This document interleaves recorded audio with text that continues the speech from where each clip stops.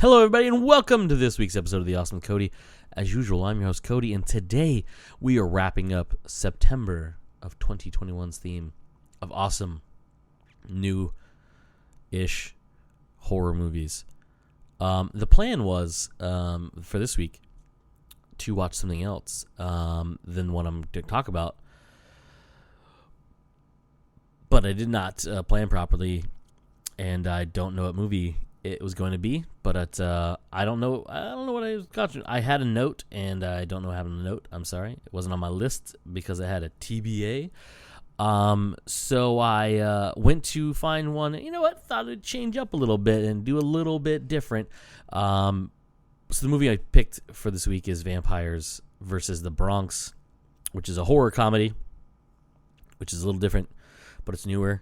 It came out last year. In October, oddly enough. It's on Netflix. But yeah, the reason I picked this is I really wanted to rewatch it. But also, I think it's just a fun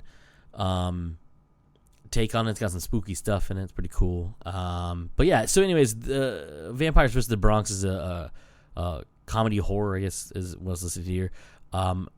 Directed by a gentleman named Oz Rodriguez and written by him and I think it's Belize Hemingway. I'm not too sure how to say that name.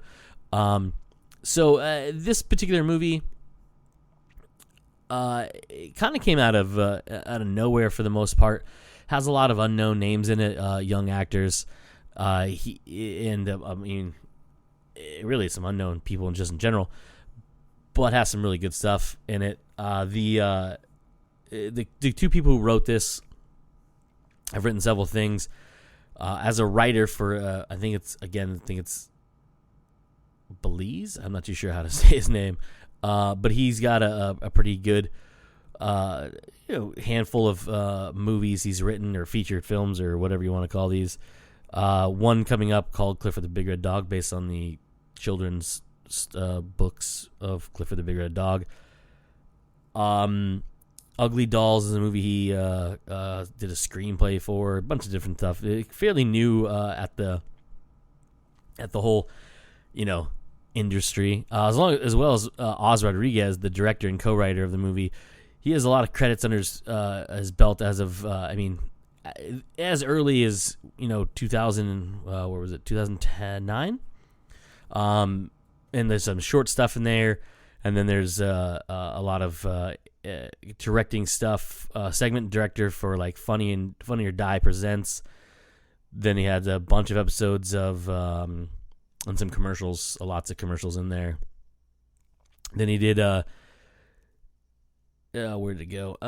Saturday Night Live. He did a segment director for 47 episodes between 2012 and 2020, which is actually, I believe, how he kind of got into this movie, because this movie is actually produced by Lorne Michaels of Saturday Night Live fame. So that probably helped quite a bit, I would say.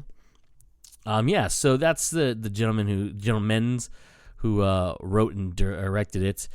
The movie itself, comes to the trivia. I wanted to pull this up because I thought it was extremely funny, because I didn't see it. I didn't notice it the first time. I noticed it this time when I was watching just right before I recorded this. But there's a piece of trivia from IMDb that I wanted to look up and make sure I wasn't, just reading into this. Is when I first saw this movie, I had a lot of callbacks to the story Salem's Lot by Stephen King.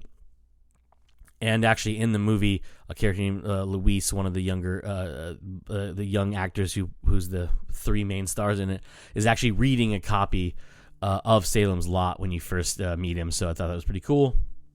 Other cool trivia things is the real estate company that goes by the name of, I want to say it's Murnau Enterprises, is actually named after F.W. Murnau, who directed Nosferatu, which is considered to be the very first vampire movie. So that's pretty cool. The symbol they use for the company is actually a picture of Vlad III, or Vlad the Impaler, the real-life inspiration for Dracula. Frank Palindori, who is Polindori, is the character in the movie, and he's actually, his last name is to pay homage to a novelist named John William Poldori, who actually wrote a story called The Vampire, which is part of a contest that actually produced the story Frankenstein by Mary Shelley. So that's pretty cool. Let's see. The kids watched Blade, which is pretty cool in the movie too. I think that's all the trivia that I saw off of IMDb, but I thought those are pretty cool little things to talk about. So the movie, it's pretty simple. I mean, basically, if you know the story of Salem's Lot, then it's not gonna really, surprise you by any means. But basically, these three kids, mainly led by Miguel Martinez, played by a young man named Jaden Michael, who's on a quest to save the local bodega because of the price hikes and things like that. And then you find out that businesses are being bought up by this basic land grab by this company, and people are going missing, blah, blah, blah. Turns out there's vampires. The three kids bring upon themselves to investigate, and they decide to fight them. And then, obviously nobody's going to really believe them that there's vampires. And so they start getting in trouble. They break and enter, and they get in trouble by the police, things like that. And then, goes and so forth. It's a pretty fun movie. It's got tropes, but they're paying their homage tropes more than anything else. So not really cliches, but there's a reason behind them, and it's just pretty cool little just paying respect to the movies and the literature that came before. And they're classic vampires that the teeth that come out when their faces change, very much like any vampire movie out there. They hang upside down, they sleep in coffins, blah blah blah. It's pretty fun. And then the kids are fantastic, and the story is just a lot of fun to watch. I won't spoil anything for you, but it's got some very well done everything in it. Real fun movie. Like I said, you should check it out. It's on Netflix. I highly recommend it. It's a pretty short one. It's like not even an hour and a half. I think it's shy of an hour and a half. I don't know where it's runtime here. 86 minutes. There it is. So yeah, it's fun. Oh, and Zoe I can't talk. Zoe Saldana. I don't know why I can't say that. Actually is featured in the very first scene of the movie, which is pretty dope. And sets up the movie itself and things like that. So check it out if you want to have a good time. Again, it's not like a scary movie. It's just a fun. There's some pretty spooky moments in it, but nothing like oh my god, I can't believe this. I watched this on TV and I'm so scared I can't go to sleep.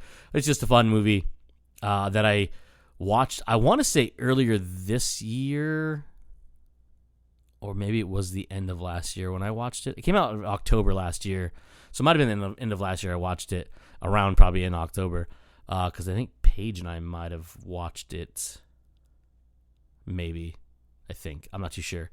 But I know I've seen it before today, and then I was flipping through trying to find stuff, because, again, I don't know what movie I was going to watch. I made a note, and I don't know where that note went, but it wasn't on a list of other ones, because it just says TBA. It was either something that wasn't out yet, or isn't out yet as of time of recording, which needs to be today, because this episode goes up Wednesday the 29th, I believe is tomorrow. Anyways, that's it for this week's episode. Another short one.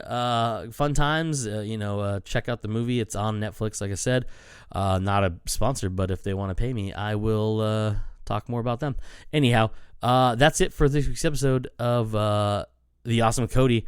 I have been your host, Cody, and as usual, I always say at the end of these, let's be awesome.